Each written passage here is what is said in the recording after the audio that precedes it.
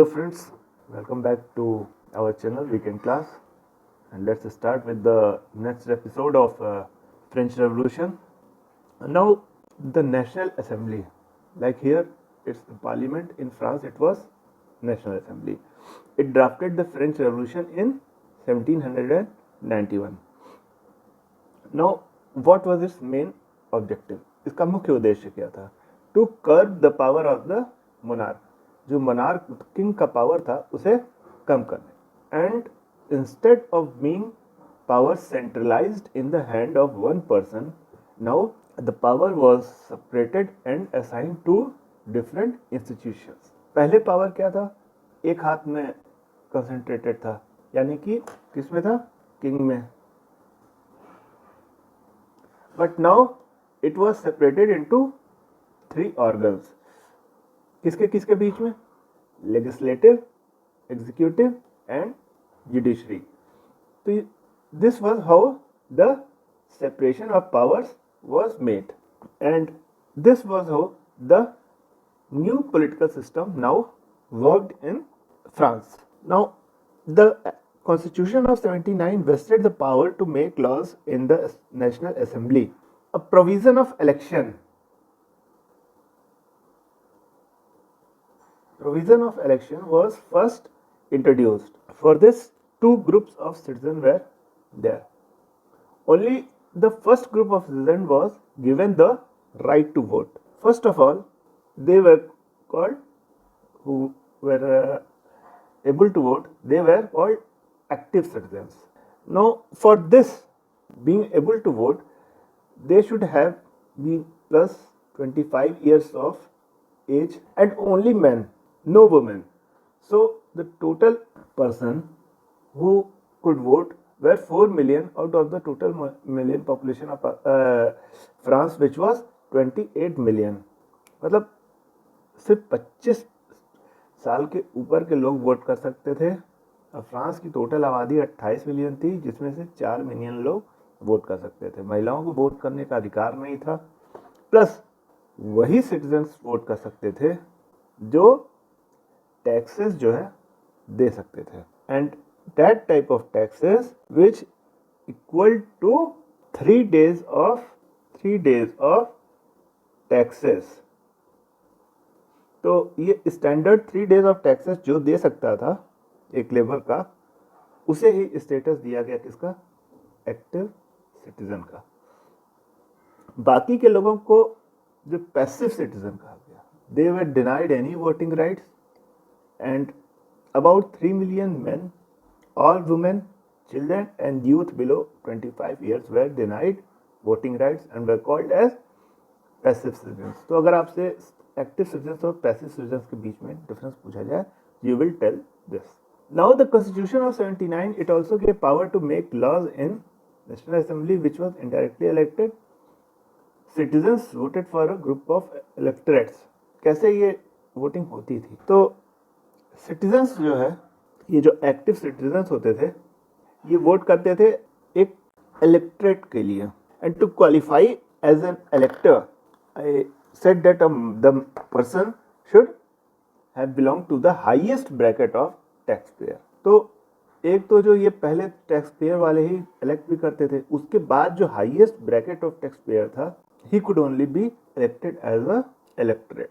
In other words, the rich they made the constitution for the poor. मतलब जो अमीर लोग थे वो गरीब के लिए कानून बना रहे थे. तो देयर वाज सम डिस्क्रिपेंसीज.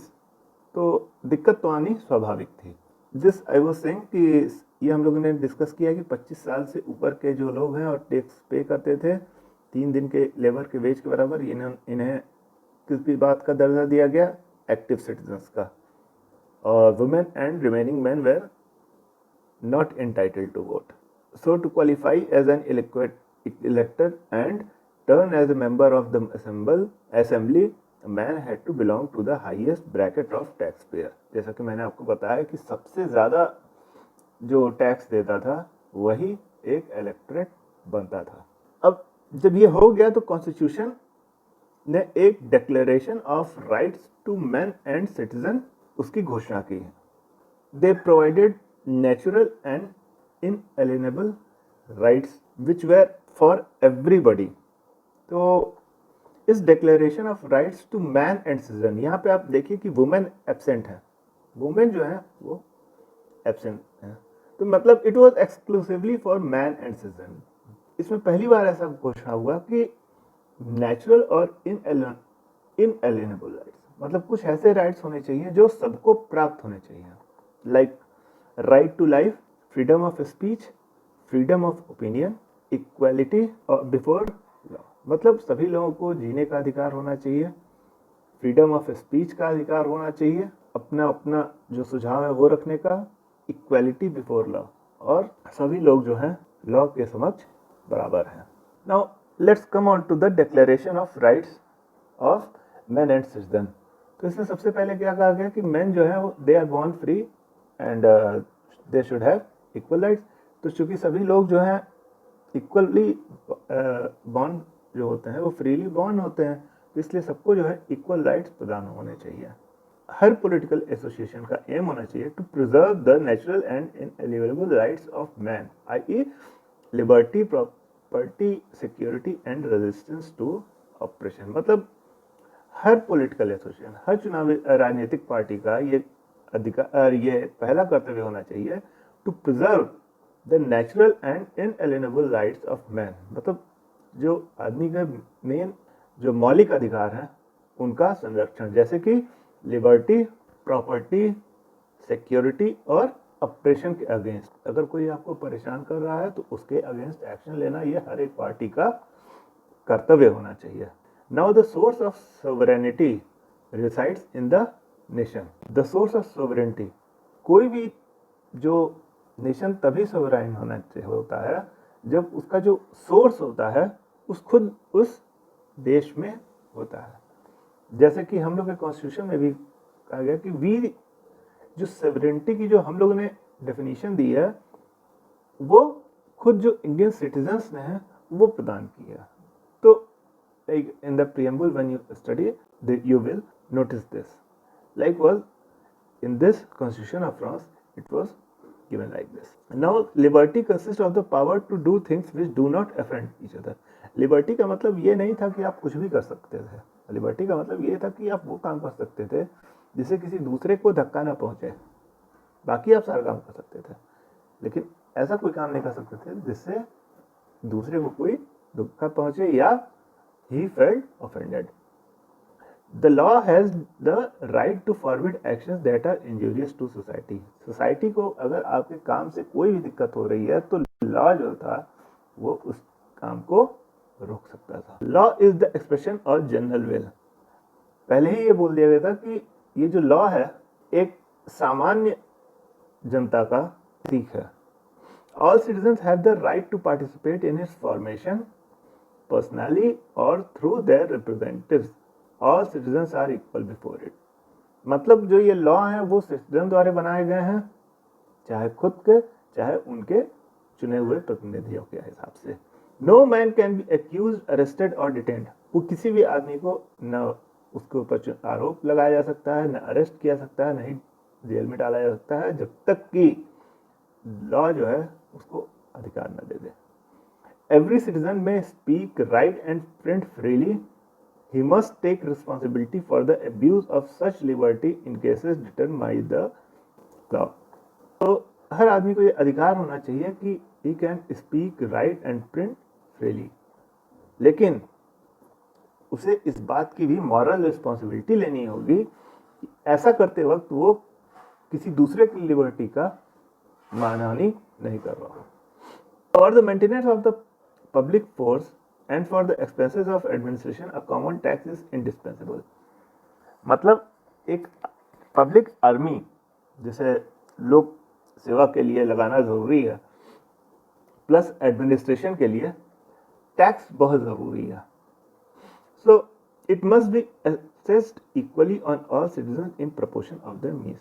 तो इस तरीके से वो टैक्स लगना चाहिए कि जो इनकम है आदमी की उसके प्रपोर्शन के हिसाब से टैक्स लगना चाहिए। तो since property is a sacred and inviolable right, no one may be deprived of it unless a legally established public necessity requires it. In that case, a just compensation must be given in advance. इसके अलावा क्योंकि property जो है वो भी आदमी का एक अधिकार है और राइट है, तो किसी को इससे वंचित नहीं करना चाहिए।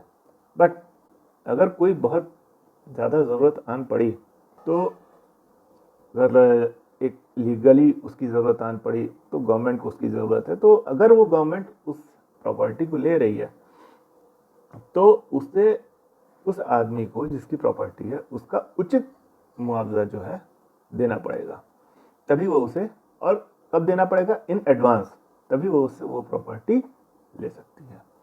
So you must be seeing that all the elements of the constitution which are present broadly in our constitution too were present in this declaration of rights.